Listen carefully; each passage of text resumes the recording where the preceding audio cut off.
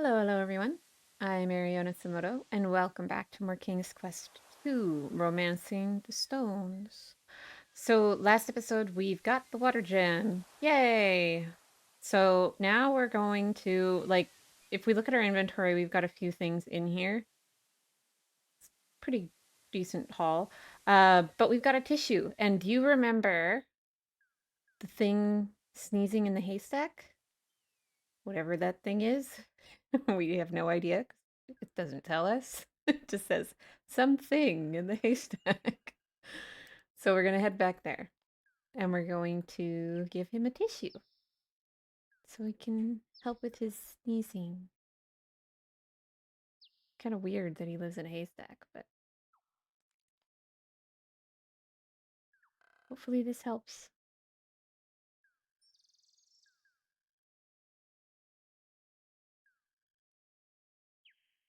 See if he likes a tissue. All right, tissue. The haystack, or rather whoever or whatever is inside it, is no longer responsive to your inquiries. Well, give him a tissue. Here, this might help your sneezing. Oh, thanks. Aww. Here, you can have this back now. You retrieve the partially used cloth from the haystack. Feel better? Yeah, it's so good to be able to be. Oh. But look, we got a needle. You take the silver needle. Nice. The haystack. Okay. It is a large sheet of slightly unhygienic, yet still potentially usable cloth. Ew. Okay, well, let's go to the library. Go talk to her again. Maybe she's got another book for us. Yes? Could you recommend another good book?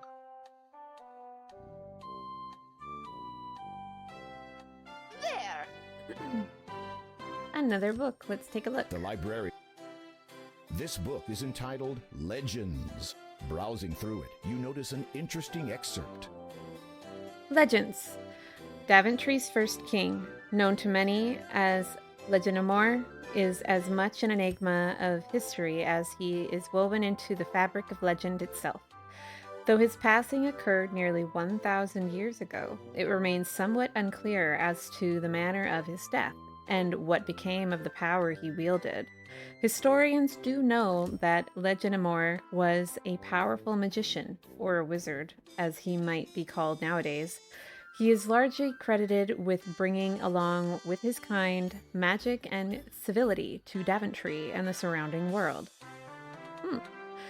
According to legend, during what was arguably the bloodiest war Daventry has ever seen, Leginomor sought to commit his awesome power to the cosmos. It is believed that he blamed himself for the extent of the Grand War, in particular, the magic that had been used to exacerbate the death toll.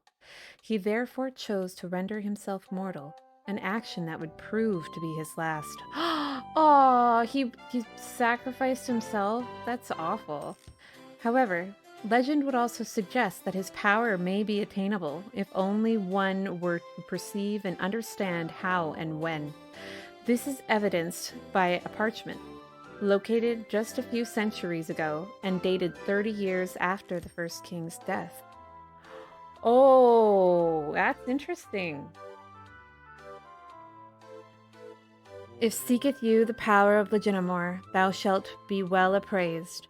It will not be an easy task, from the path thou may be swayed. For in great Daventry lies the means for which it may be found, belonging to one who rules the land, by one who wears the crown. From this circle nature springs, from royal thoughts thus sown, though woe betide the unjust thief who claims it for his own. In this great land 'tis known to rest the corpse of Leginomor, who died defending his home turf in the longest, fiercest war. His great mistake, which sealed his fate, he cast his magic aside, up high into the heavens which forever stretches wide, but the search may be rewarding for the seeker of this power, as its apex soon approaches when cometh the darkest hour. Hark, spy sun and moon and planets, as all of them align.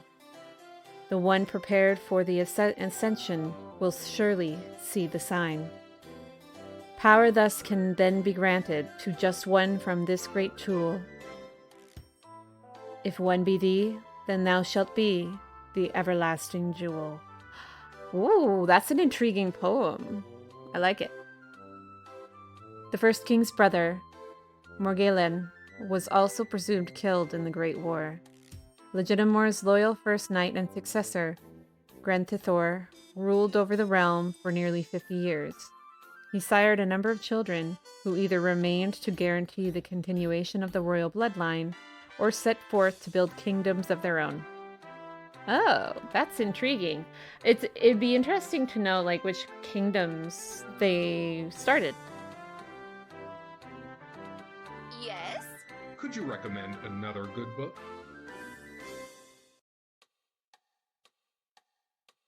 There. Thank you. This book is entitled Power, Politics, and Pulpits. Browsing through it, you notice an interesting excerpt. Power, politics, and pulpits. In many lands, the church and state have long shared a mutual distrust of one another. While the state is responsible for the wealth and security of the realm, the church's concern is for the moral standing of the population. It is said that when one intrudes upon the domain of the other, discord is inevitable. In no other place has this been more unpleasant than Kolyma. The feud between the two institutions there dates back many decades. That's pretty sissy. In the days of the late Count Crestrom, the Lord of Kolyma spoke openly of the need for change, chiefly regarding the education of the common people. The Church of the Faith maintained that the simple people were of the land. They knew their rightful place, and thus their path was secure. Oh, so they're pious. Okay. Yes, years later, the young and idealistic Count Caldor, Crastrom's heir, declared that the Church of the Faith had purposely been holding the people back, retaining their ignorance of literature and the wider world for their own selfish benefit. That's actually pretty common for a lot of institutions, including not only, like, it's interesting that it's the government arguing this here, because generally it's the government that likes to do that, because the more knowledge the people have, the more power they have in their own fate, which most leaders don't appreciate because they're harder to control. Naturally, the church resented this insinuation, and in turn declared Calder a heathen. Oh. At that time, the mood of the population had tensed. Stability in the realm had weakened as dissension between the church and state rose. It may have continued to do so had the situation not been annulled by tragedy. The count befell a terrible injury while in the forest one night, which later proved fatal. While it expressed its condolences to the family of the fallen lord, the Church of the Faith asserted that only through its own vision for Kolyma, not the rulers, could the people find their true path. It is a curious point to note that no new leader has been chosen to replace Caldler, though it has been many years since his passing. When questioned about this, the townsfolk are likely to either ignore the inquiry altogether or cast a furtive glance in the direction of the now inaccessible castle. So basically they don't want to name a new ruler either because of fear that the new ruler would be corrupt or possibly assassinated by the church, similar to their previous ruler, or there's something else going on. I know what's going on, but you'll just have to keep watching to find out. It's very interesting, though.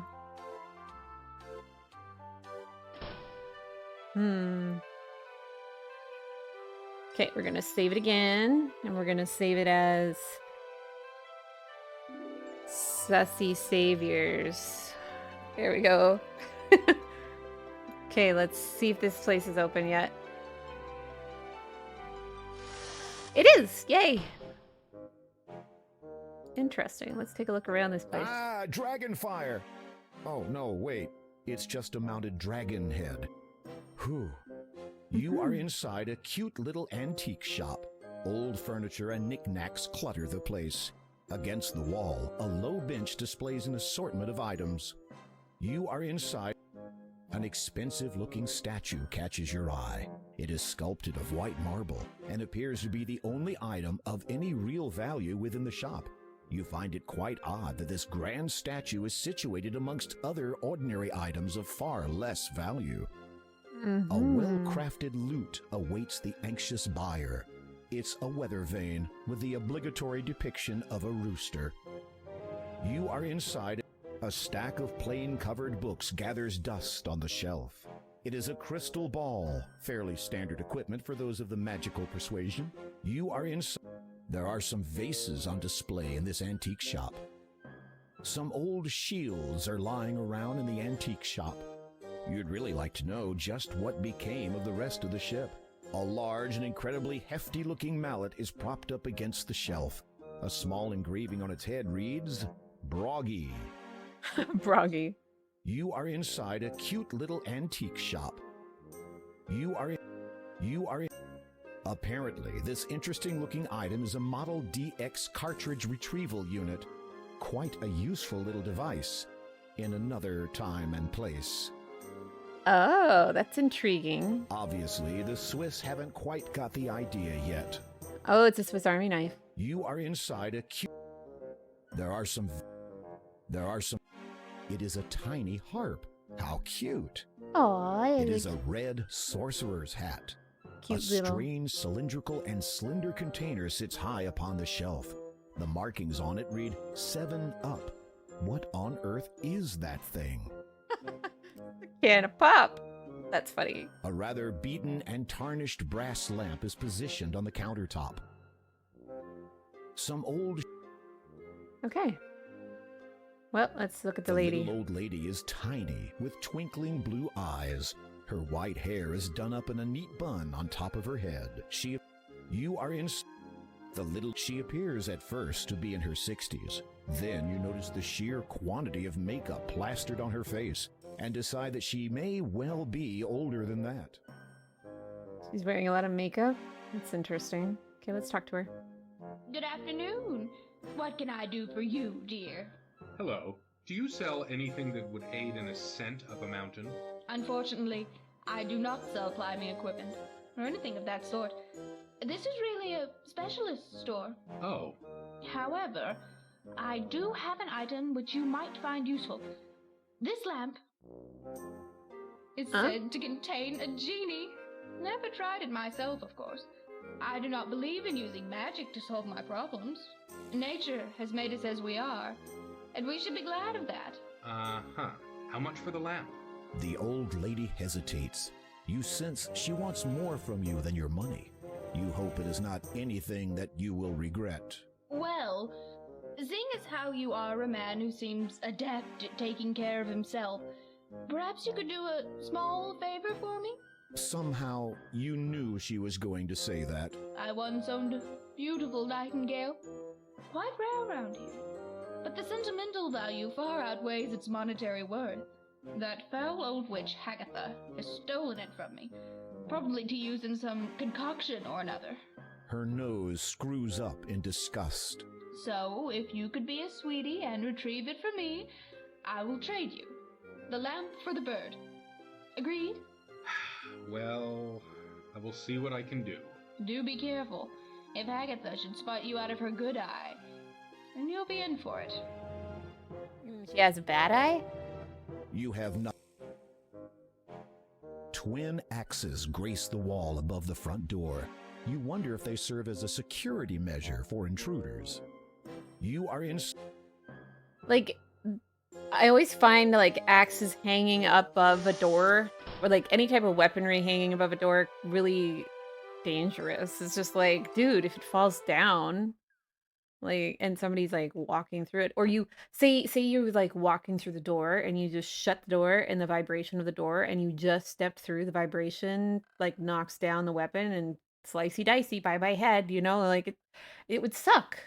Like obviously you wouldn't know about it because he'd be gone, but like your family would be so upset.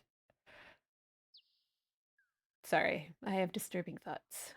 Let's go this way. And go over here. Pretty sure Agatha's cave is somewhere around this way. Like through this way, I think. And up. There it is. Haha. As you near the cave, the bat symbol above the entrance starts radiating an ominous black glow. Don't continue going that way. Okay, we're going to stand right there. And we're going to save it as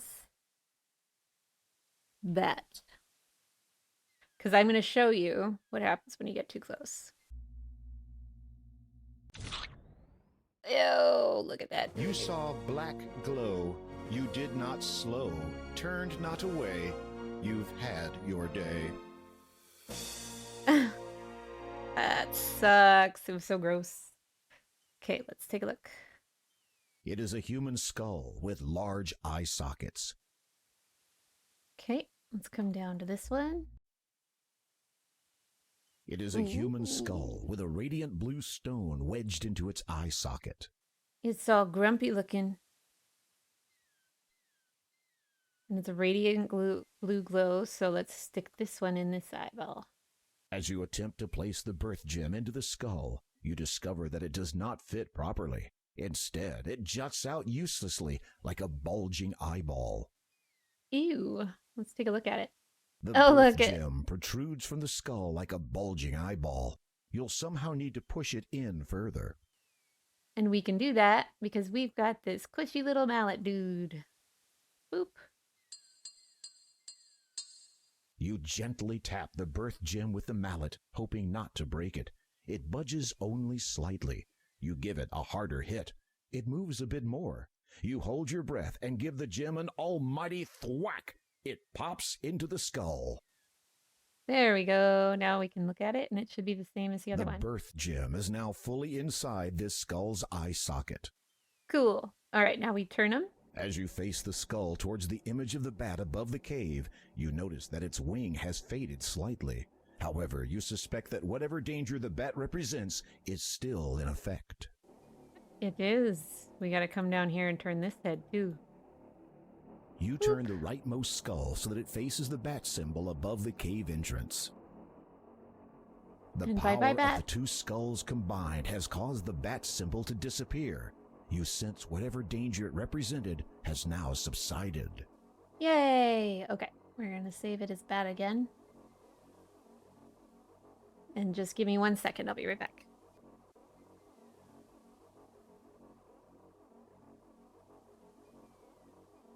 And I'm back. Okay. So, we can now go inside. As you enter, you are almost overwhelmed by the foul stench which molests your nostrils. It is obviously coming from whatever Agathas is cooking in that large cauldron of hers. There are some things of interest on the other side of the cave, but you have no means of crossing over there safely at this time. A caged nightingale sits on the floor near the northern cave wall. The light from outside barely penetrates the interior of this cave. So long as you keep your distance, Agathas shouldn't notice you. Is she gonna leave? You can't leave now. You may never get another chance to obtain the Nightingale. Okay. Well, let's save it again. Well, you know what? We saved it as bat, so we should be okay. You hear Agatha begin a chant of some kind while stirring her brew. The fluid of blood with bone and flesh. 'Twill make my complexion young and fresh. Inducing time to reverse its sail. All I need is a sweet nightingale. Okay. Uh-oh, Agatha has seen you. But Well, you are the gentleman, saving me a lot of trouble by coming here.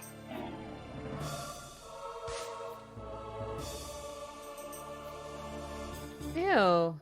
You wandered into the witch's lair, and where you stood gave not a care. She soon saw you, a smile she gave. Your flesh, your blood, your bones she craved.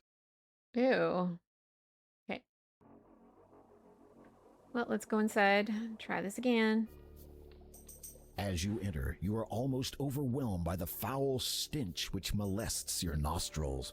It is obviously coming from whatever Agathas is cooking in that large cauldron of hers. There are some things of interest on the other side of the cave, but you have no means of crossing over there safely at this time.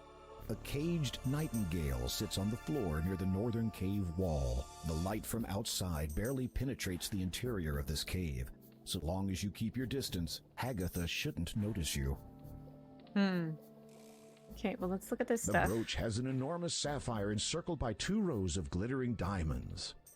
The diamond and sapphire earrings are very delicate. Each earring has a large sapphire surrounded by glittering diamonds. The center stone. You handle the earrings, noting how light they are. If you were to wear them, you would never notice. Touching the necklace reveals that the opal is perfectly smooth. You try to place it around your neck, but it doesn't fit over your head. Okay. Let's see. This is the ugliest old lady you have ever seen. She has warts all over her face and matted gray hair. She clasps her stick with claw-like hands. A simple but elegant black cloak hangs on a stand. A gilded cage sits to one side of the cave. A beautiful nightingale flits nervously inside. The cage is locked and chained securely to the wall. It is a crystal ball, fairly standard equipment for those of the magical persuasion. A glass dome, semi-spherical in shape, sits on the table. It reminds you of a shakeable snow dome toy that you once owned as a child. You hear Agathas begin a chant of some kind while stirring her brew. The fluid of blood with bone and flesh. 'Twill make my complexion young and fresh.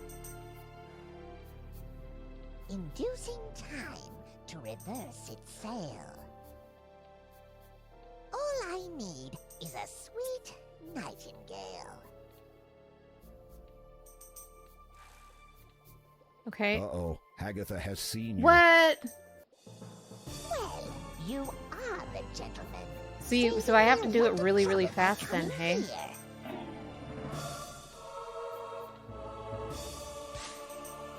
That's really interesting. That you have to go really, really fast. You wandered into the witch's lair, and where you stood gave not... Okay. So we're gonna try this again. And I wonder what her good eye is. As you enter, you are almost overwhelmed by the light. So we've heard that a couple of times. So let's just go up here and see. A simple being as quiet as a mouse. You slide your hand inside the cloak to discover a deep pocket. Amongst sticky and disgusting spell ingredients, you find a tiny silver key and a peculiar golden ring-shaped device. Okay, well, let's keep going and hope we can get... So we got a key here, right? Yes. Okay. You slide the silver key into the lock. It fits. You turn it silently, and the chain falls to the ground. You hear Agathas begin a chant of some kind while stirring her brew. Okay, let's see. Can we put this over top? The fluid of blood. You silently with drop the bone and cloth flesh. over the cage. Okay. Without making a Twill make my complexion young. Okay, let's get out of here. Run away. Okay, now we're going to save it because we got out. We're going to save it as Nightingale. I hope I spelled that right, but if I didn't, oh well. Okay, so now we want our gem back. So we're going to use our gem on the mallet. You strike the skull with all your strength, and it shatters easily. The birth gem clatters to the ground, along with a multitude of bone fragments. Okay, now we can pick up our... You reacquire Birth the gem. birth gem. Okay, and then now we gotta leave. go back to the town. Okay. Uh,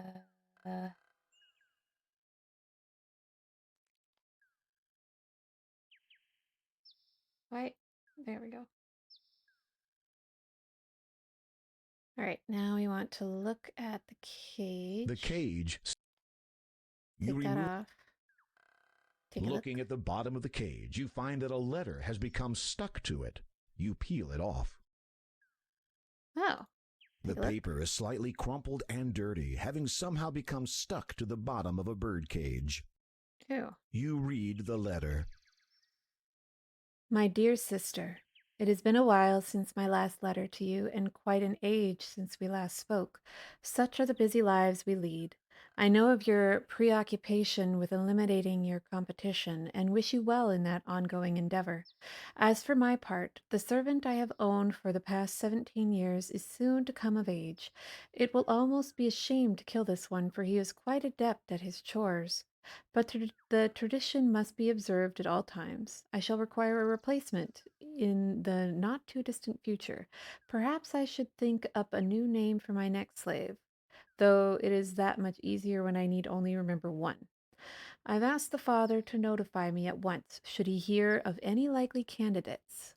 Speaking of which, though it is in no way my place to question the will of the father, for surely he has the best interest of all his followers at heart.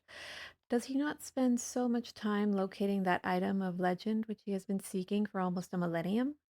While he is not to be second guessed, I do wonder, is he so assured of its existence that he is willing to turn his attention away from his flock for so long a time? As for our remote brother, he seems increasingly interested in the ladies these days. I believe he has his eye on a royal couple who are expecting to conceive a girl within the year, or so the signs say. I must confess, if he is prepared to wait so many long years for the child's maturation before abducting her, then he has far more patience than I.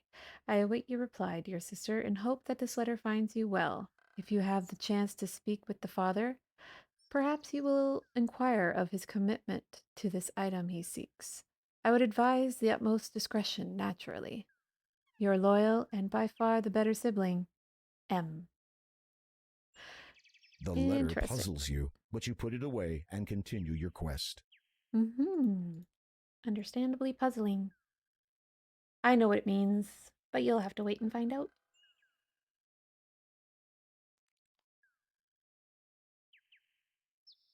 Kind of gross that it got stuck to the birdcage, though. Because you know why it got stuck. Bird poo! Gross. Just gross bird poo. Blech. It would suck to get pooed on by a bird.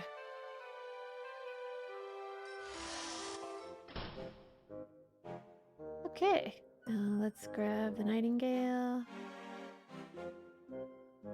You offer the Nightingale to Angelina. The sheer elation on her face almost makes the whole risk worth the while.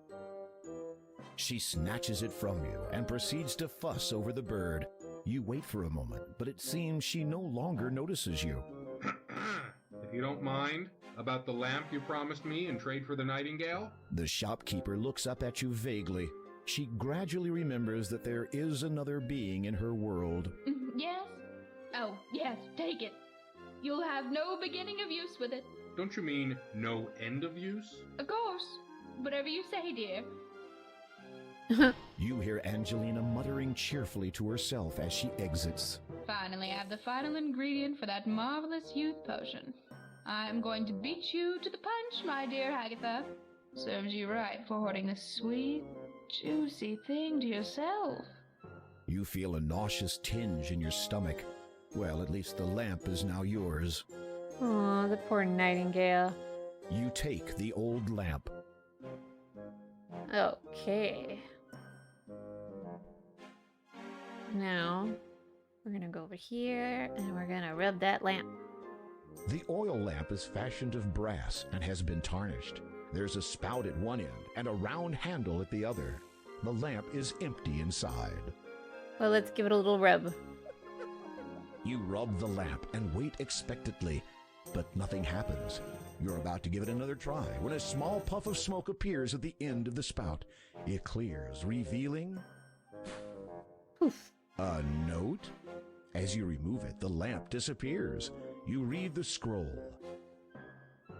The unlucky fool who bought this lamp. As you may have gathered, this lamp no longer contains the fabulous genie. As my former master, praise him and his greatness, has released me with his final wish. However, as a consolation, please be advised of the following. The shopkeeper is not to be trusted. She dabbles in black arts and keeps rather distasteful company. May these words reveal what lies beneath, and may your findings lead you to a higher position in life. So hard like a stone and white like the snow, stands silent the man who guards what's below.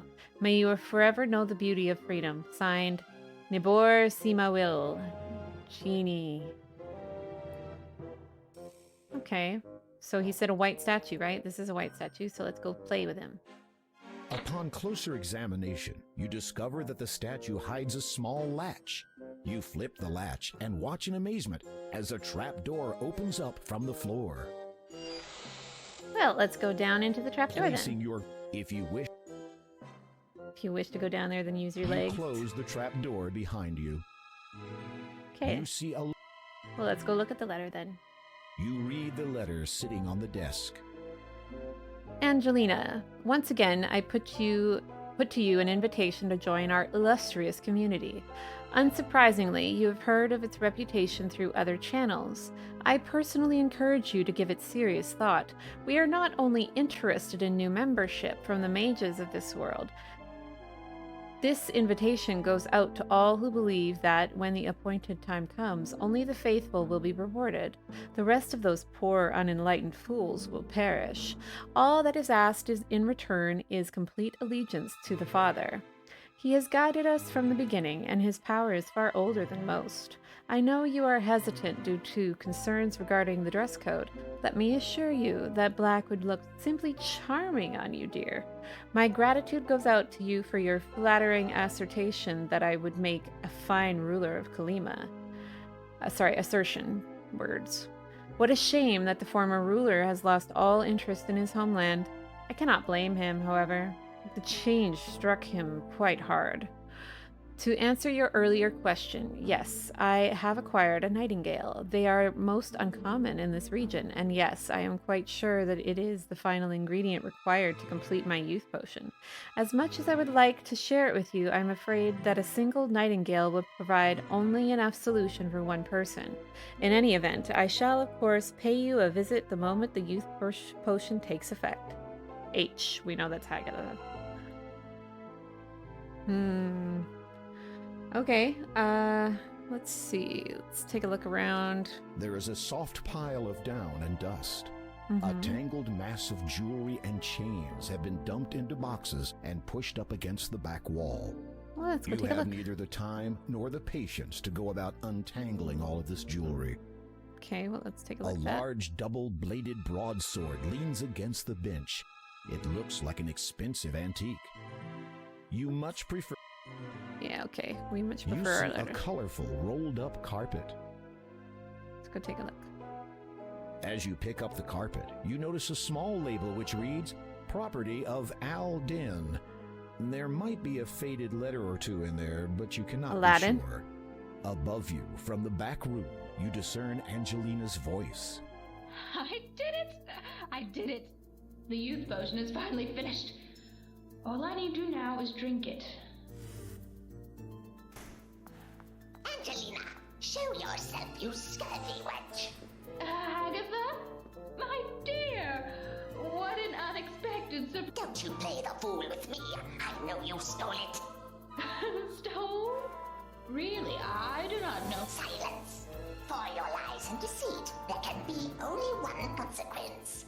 No, please, I can explain. I said silence. Oh, and one more thing. Boom. Your invitation to join us is revoked. What is this? Ah, the youth potion at last. Oh no. Drat. Now what was that removing floorboards. Curses. I shall have to go back and look it up. Interesting.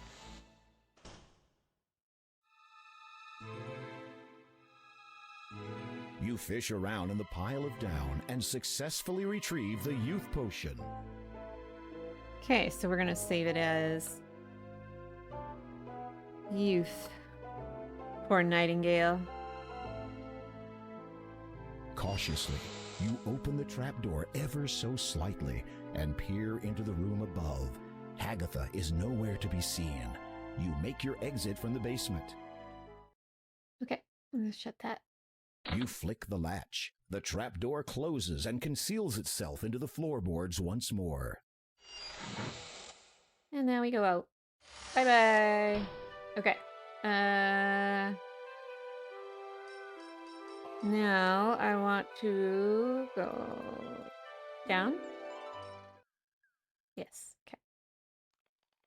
Because if you remember, like, that carpet, it says property of Aladdin, so it's a magic carpet.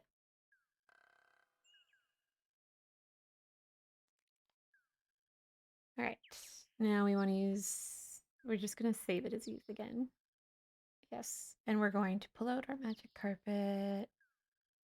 You can't use. Oh, we'll put it down there then. You unroll the magic carpet, lay it on the ground, and sit on it. The carpet begins to rise skyward. Whee! Look at us flying. As you ascend higher, you realize that the carpet is beyond your control. It glides through the air on a seemingly predetermined course. I can show you the world. Funny. Now, okay, we're gonna save it as carpet. And we're gonna go this way. Oh, now we got a snake, huh?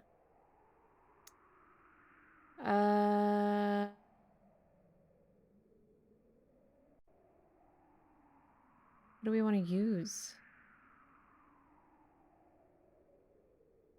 I'm gonna stand here. Take a look. A snake blocks your path to the east. It appears to be about 10 feet long and is coiled up, ready to strike. Can we talk to it? The snake only communicates in hisses. Okay. Oh, wrong button. Let's see.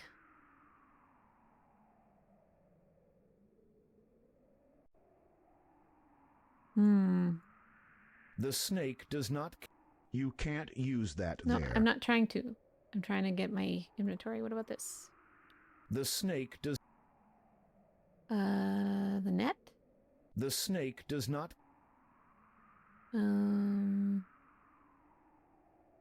Feather wouldn't do anything. Candle wouldn't do anything. Let's take a look at this. This odd circular device intrigues you. It depicts several different symbols around its outer rim. The sun, a mountain range, a drop of water, and a cloud. Okay. You know, Touching the necklace reveals. let's grab that necklace and see if that does the trick. You dangle the shimmering opal in front of the snake. It soon falls hypnotized in typical snake fashion. Oh, cool. Hypnotize the snake. Okay, now, oops, wrong button. Save again. Now we'll save it as... Oh no, we'll save it as carpet. That's Please fine. type a longer. Please type a longer. Okay, let's take a look. It's too dark. You can't see down there. Okay. You reach into the cavity and feel around. What is this?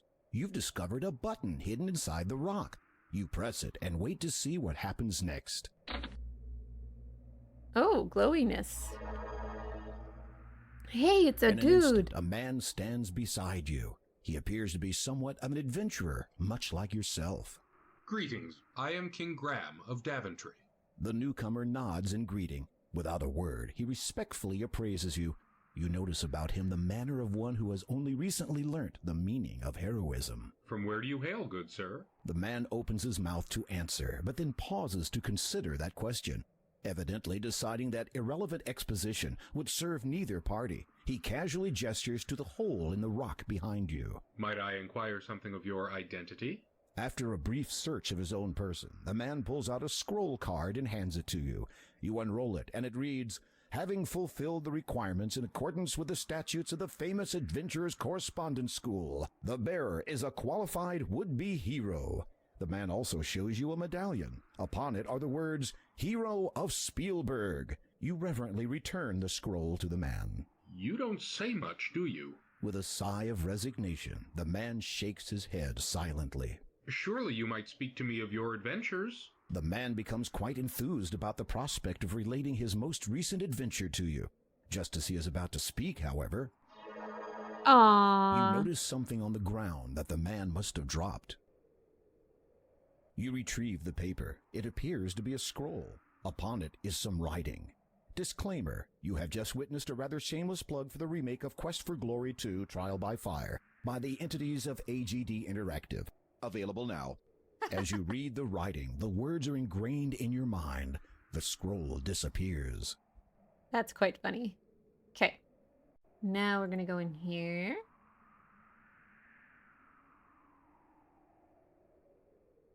Come on, go in. Why are you not going in?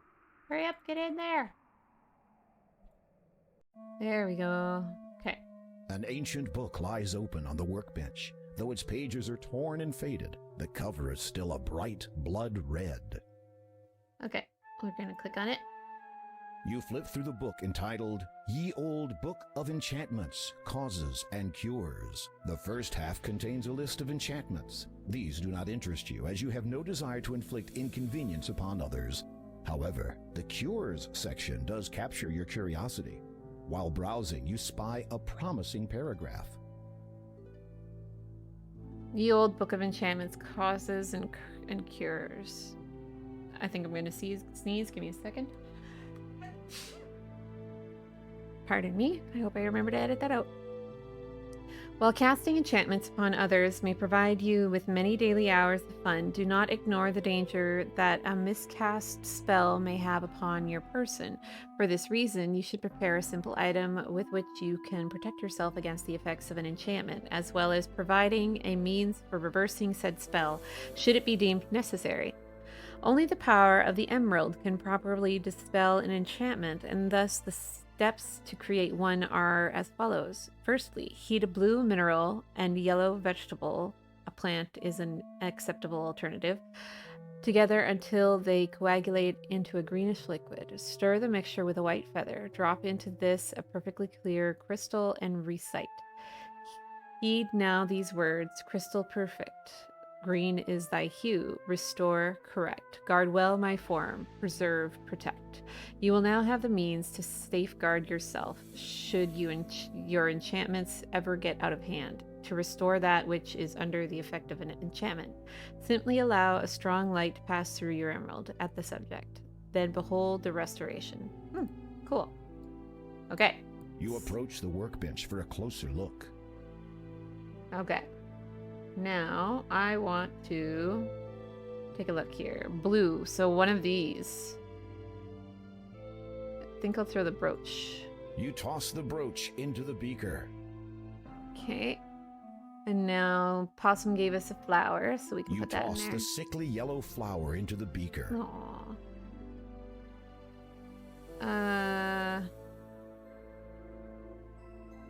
Now... what is that?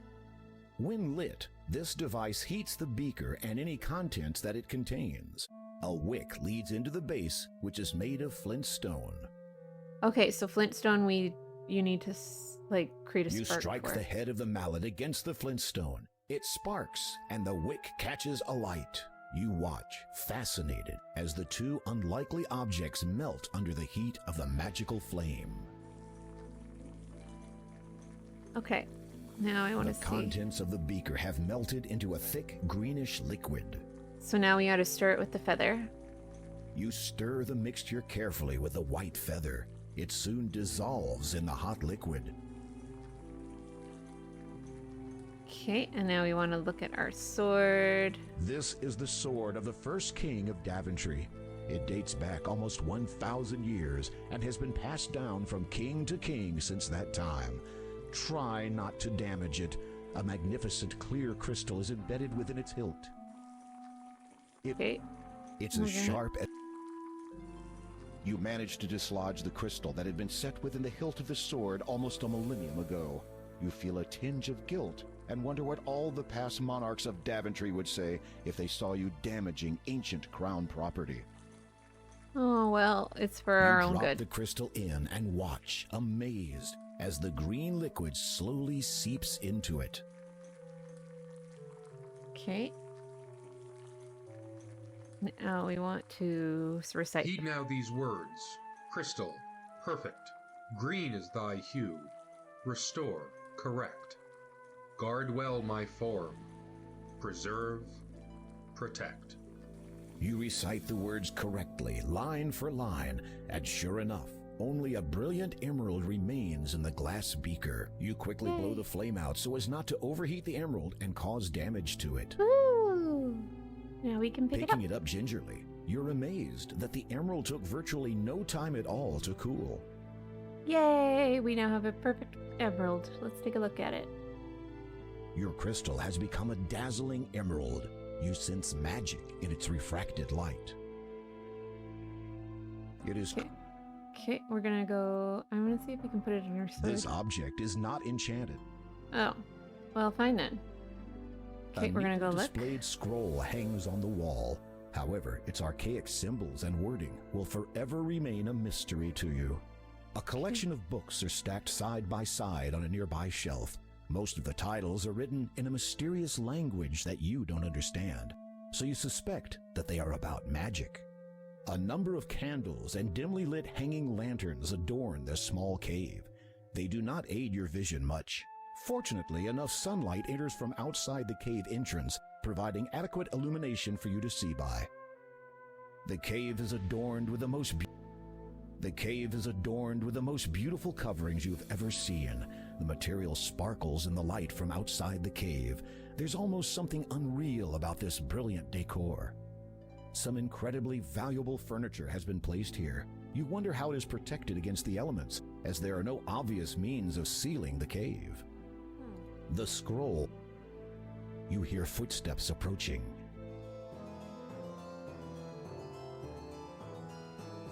Uh-oh, the enchanter has caught you in his lair. He twirls his hands, aims them at you, and then utters some words under his breath. You feel a tingling sensation all over your body as the enchantment attempts to transform you into whatever the enchanter has fancied. At the same time, you also feel the comforting energy of the emerald shielding you. The enchanter's twisted smile turns downwards. He scowls at you.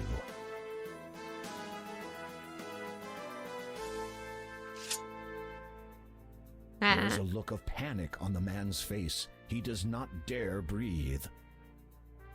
I hereby order you to depart from Kolyma forever, never to trouble its citizens again, lest you earn the fullness of my wrath. The enchanter looks baffled. You sigh inwardly and try again. Leave. If you come back, then you will get it. The enchanter nods frantically, as much as he can without cutting his own neck on your sword edge. He gestures quickly with his hands. Poof.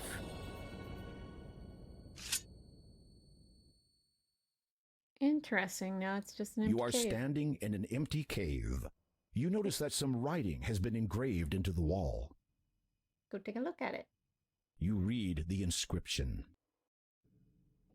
In a row of stones that number 6, half and a pair from left do pick. Quell then my spell, avoid the tricks. The engraving on the wall reads, "In row of stones that number 6, half and a pair from left do pick. Quell then my spell, avoid the tricks."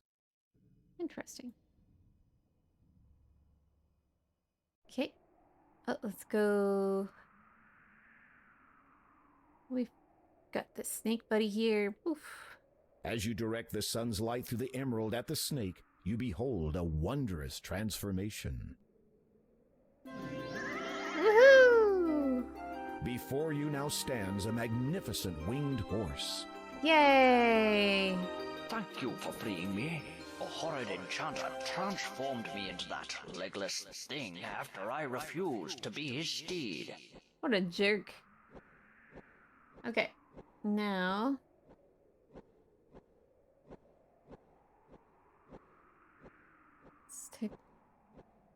let's talk to him and see what he has That to was say. quite a gamble, to refuse an enchanter.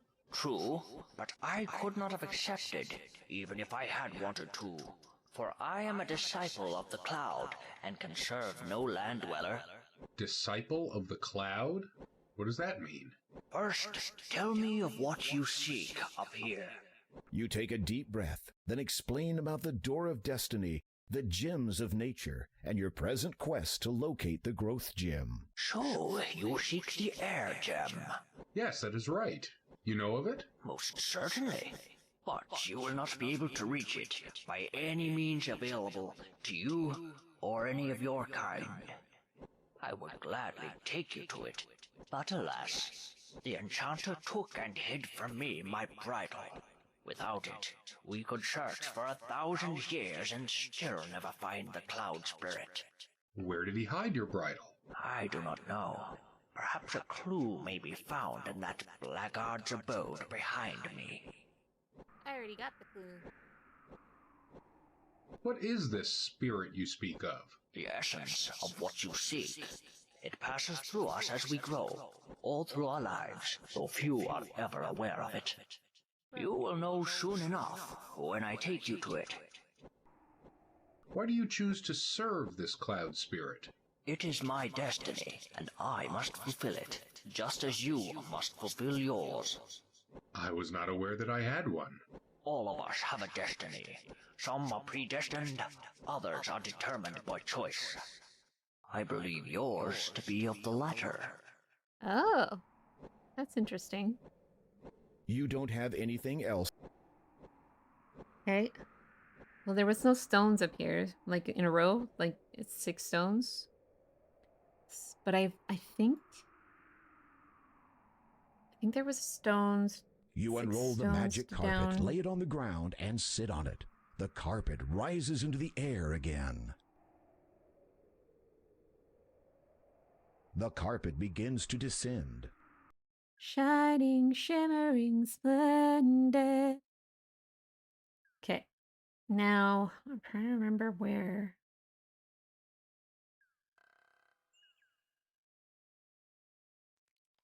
Where was the stones?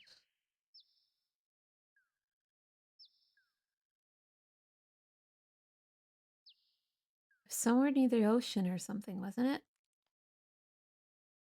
Close by there? Yeah, these guys. Okay. Now, did that rhyme?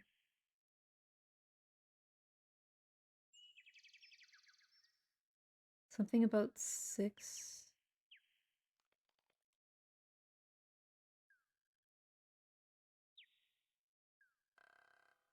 Okay, well, I'm just gonna save it and hope that I pick the right one, because it said something about, like, don't go past 6 or something, so we're just gonna call it stones. We're gonna need the emerald, because it's obviously being protected by something. Okay, so...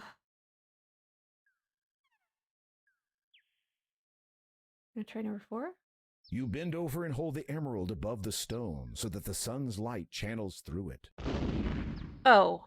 That's the danger in getting stoned. Okay, then. Are they all gonna explode if I get it wrong? So, maybe 2? You bend over and hold the emerald above the stone so that the sun... Yeah, they all gonna explode. That's the danger in getting... Okay, let's try... Because it says not to go past 6, so we'll try number 5.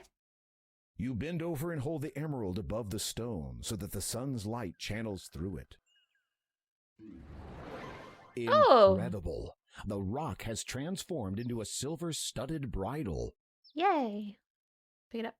You take the bridle. Sweet.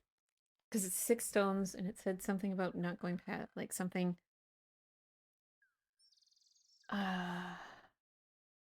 6. Yeah, I can't remember.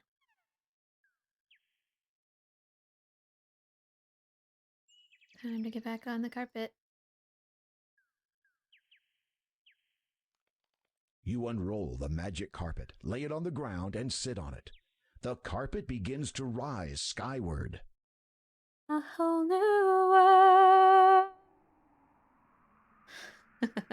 As you reach down to get the so carpet, funny. it vanishes into thin It's air like- without even so much as a puff of smoke. Aw, no more carpet ride. That sucks. Okay, well, no need to save it. We've got our bridle. Give it back to the horse. Here you go, You Pegasus. slip the bridle over the horse's head. It whinnies its approval. Come, Yay. climb upon my back. Sweet. First, I'm gonna save it. Pegasus. Pegasus? Is that right? Yes. Let's go! Hold on. This will be a little accelerating.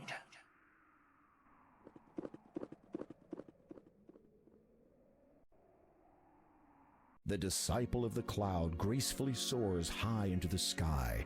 You grip the reins tightly and hold on for dear life as he swoops and dips between the clouds. After a time, he draws near to a thick patch of luminous mist. As you pass through it, the horse sets itself down, seemingly on top of a cloud. Oh, cool. He floats on a It is cloud. all right. You can dismount now. Believing that you have finally lost all sense of reason, you dismount and prepare for a very long drop. Oh, but we're standing on And a cloud. find yourself standing on a cloud. Yay! How is it possible that I can stand upon thin air? Such are not the questions you should be asking. You have come for the Air Gem, or the Growth Gem, as it was once named by the ancients. It has not been termed thus without reason, for one who would have the gem as his own must prove himself grown and thus worthy of it. Meaning, no disrespect. Cloud Spirit. Thank you. You must agree, Cloud Spirit, that I am a man fully grown, thus fulfilling your prerequisite. A howling wind deafens you momentarily, though you feel nothing on your skin. The cloud spirit speaks again, a little more forcefully. A little It arrogant. is not enough that you have grown in body. That much is evident. It must be proven that you have also grown in both mind and soul. So on these shall you be tested. Tested? Those who bear the burden of king are expected to possess certain qualities. Your actions will be judged against the weight of these. It shall be seen whether you are deserving of your title. It shall be seen whether you are worthy of the Growth Gem. After a moment of silence, the Understandable. cloud spirit intones, Behold your first test. It makes sense. I mean, he's bestowing on him a really great gift, so of course you would need. the mist around you clears, Prove yourself. and you find yourself in a familiar place. This is Daventry, and furthermore, you are a child again. A slight dizziness overwhelms you for an instant. How strange, you no longer recall anything past this moment in time. It is as if this is happening again for the first time. Even stranger, you are still vaguely aware that you are undergoing a test of some kind, though for what purpose, you cannot fathom. But look, it is Malvolio, your best friend. The two of you are deeply engrossed in a game of bat and ball.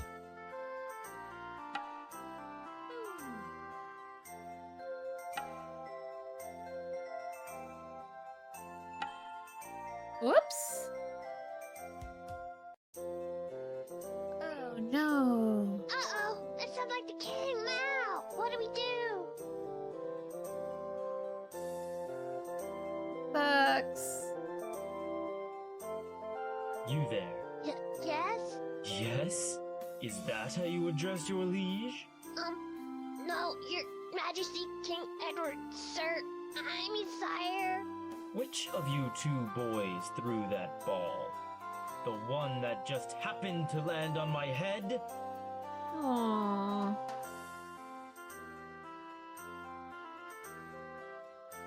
What are friends for? Why any sensible person would do it under the circumstances? Absolutely. Absolution, absolute solution. Partners in crime, the sacrificial lamb. Well, technically we threw the ball. You summon all your courage and speak up. Your majesty, if you please. It was I who hit the ball over the castle wall. It was my fault completely. Please do not punish my friend. The king eyes you carefully.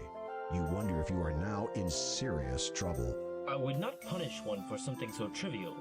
However, I will see you play your game elsewhere, away from here. Yes, sire. One more thing, my young fellow. You have demonstrated good character today by taking the blame for your friend. The finest knights in this realm demonstrate their compassion by protecting others, even if that should mean putting themselves at risk. I find that to be a rare quality in the many I meet. When you have grown up, I hope to see you again, perhaps in my service. Thank you, your majesty.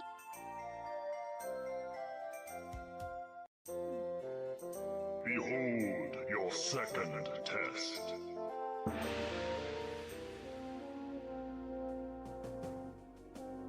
You feel Land is yourself on growing fire. older, more so than before the tests began. Again, dizziness overcomes you. Your memory of the previous test fades, and in its place, your mind is filled with the knowledge of everything that has since come to pass. This includes, unfortunately, the dreadful misfortunes which have plagued Daventry since the coming of the terrible three-headed dragon. To make things worse, your 17-year-old daughter has been demanded as its latest sacrifice. In return, it will not harm the rest of the population until the next demand. You would go forth to destroy the dragon yourself, but you no longer have the heart for such quests. Never have you felt so forlorn, so frail. You fear that given the choice, you would do anything to rectify the situation.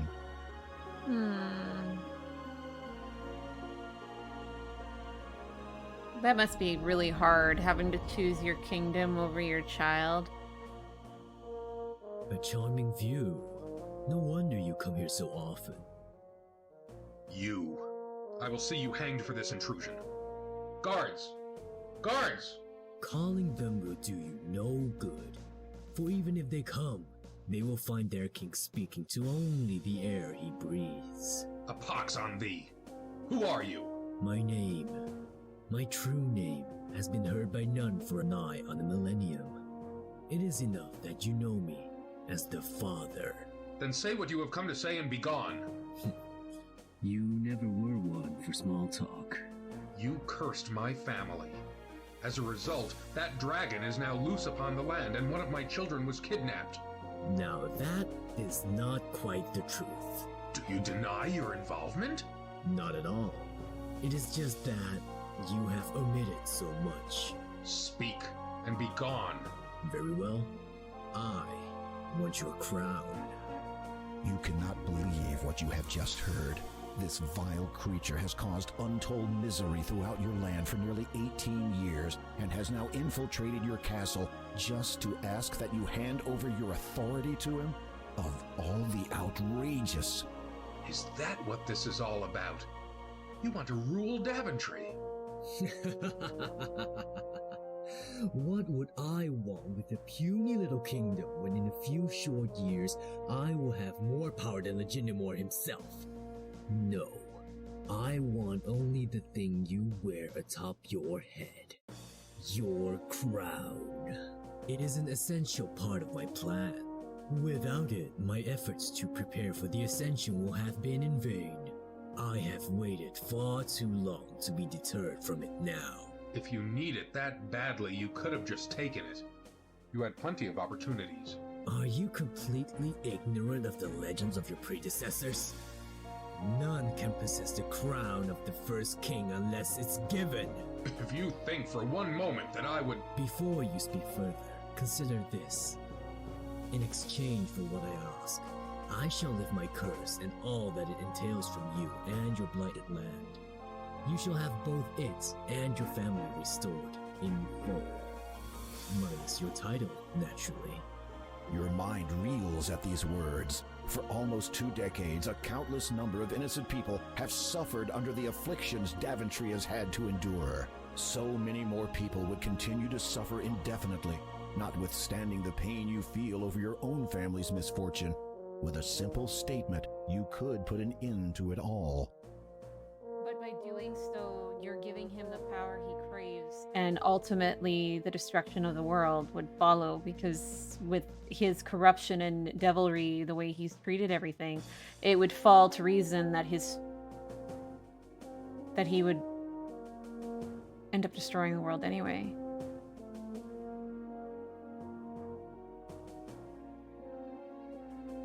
To give you my crown would signify a change of leadership, so says the law of this land.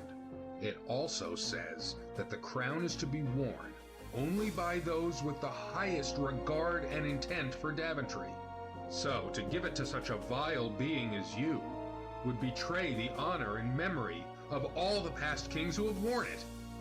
No, I will not do it. Not even for the sake of your family? There are some principles for which even one's family must be sacrificed. Yes. The man appraises you as a scientist would a unique specimen.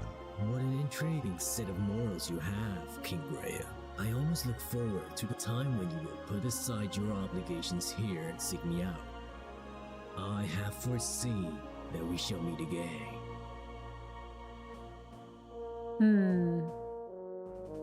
Behold your third test. Once again, you feel yourself age. You are many years older now, though still, thankfully, King of Daventry. As before, the knowledge of the previous test ebbs from your mind. This time, however, it is filled with a greater knowledge of all that has come to pass thus far. Many years have passed. Your children, once heirs to your throne, have forged their own paths in other kingdoms. Fortunately, chance has seen fit to fill the vacuum. Following the restoration of the Mask of Eternity, Daventry now has a new champion. How do you feel? I am deeply honored, sire. All right. Now, how do you really feel? Scared out of my wits, sire. You smile and feel the lines in your face stretch. You hope you'll get used to it when the true time comes. You know what they've been saying. About my decision, that is. The people question my ability to perform the duties when I have another higher obligation. I believe that I can attend to both with the utmost equity. You do not deny that this obligation may arise at any moment, perhaps taking you away from this country at a time of great need? Of course not, sire, but I shall deal with that troll, as they say, when I cross that bridge. And there is the matter of you not being of royal birth. That does not sit comfortably with some of the nobles. The qualities of truth, right, and order can shine from even the most impoverished of souls. Nobility is defined through one's actions, not one's lineage, Your Majesty. I agree with that. You cannot help but smirk. For a man who had once lived as a peasant, he speaks extremely well. I do agree with him. Nobility is the heart, not the bloodline.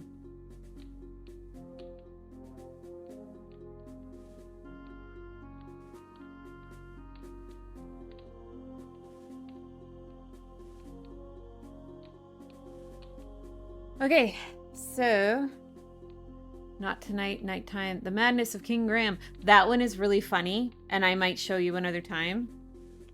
Or you can just look it up yourself, but it's really funny. But we're gonna knight him. Kneel. Your sword.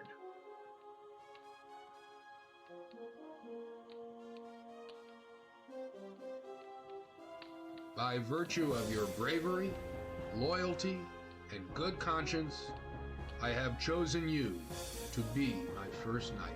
Thus you are my successor and heir to this throne.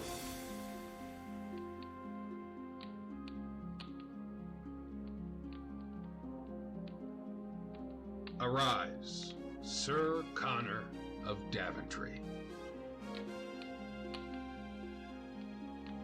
And I mean, if you consider the fact that... In an instant, you find yourself standing before the cloud spirit once more. You also notice that it is starting to get dark. You have demonstrated your sound understanding of compassion, honor, and loyalty. These attributes transcend the mind and speak of the soul within you. Growth continues unabated throughout the lives of all living things. You have grown much, learnt a great deal, and will continue to grow in all ways. You are judged worthy of the Air and Growth Gem. Yay! But if you consider the fact that... Let's just quickly save it, and we're going to call it Growth. If you consider the fact that Connor, while he does have another obligation,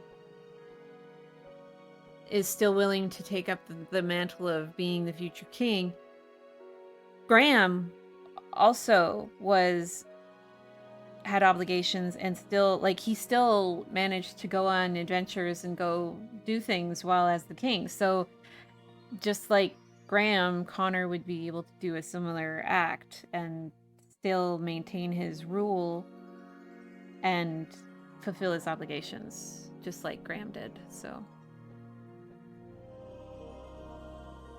now we have the growth gem. Yay! You take the growth gem.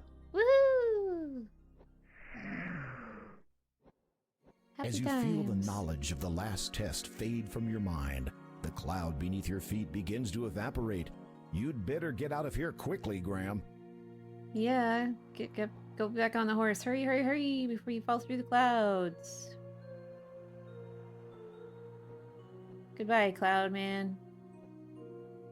Finally, your flight comes to an end. You hope that it will be quite a while before you take to the air again. Woof. But it was cool. Get to ride Pegasus and a magic carpet. Where would you like me to land? On the ground would be fine.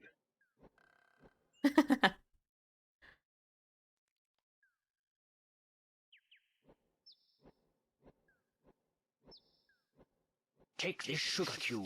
It will protect against the poisonous growth of this land. Oh, that's very Fare thee kind. well. Thank you, thank you. Take care, Pegasus.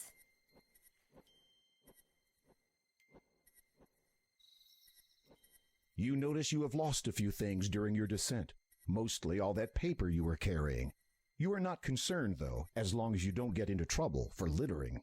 As dusk sets in and the pallid moon rises above the darkened horizon, you recall the Door of Destiny's words regarding the third gem, through swampy mire, in lone dark castle. Then you remember the great Neptune's disquiet reluctance to speak of Kolyma's lord. You sense a growing unease that this final gem may not be the easiest to acquire.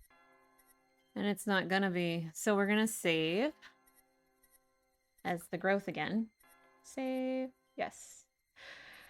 And we're going to end that episode here because that was a really long time. I apologize for the length, but I wanted to at least get the growth gem done. So it was pretty fun riding the magic carpet. Really sad about the Nightingale, but it's interesting to have seen the past, present, and future of Graham. And you'll understand the whole burning land thing when we get to King's Quest 3. And it'll explain itself a lot more. Next episode, we're going to continue our quest to find the Death Gem. And then we'll have all 3 stones and we can continue on our journey through the Door of Destiny and hopefully find our bride. But that's it for this episode. Thank you all for watching. Please make sure to like and subscribe, and always remember, friends don't let friends ride a magic carpet alone.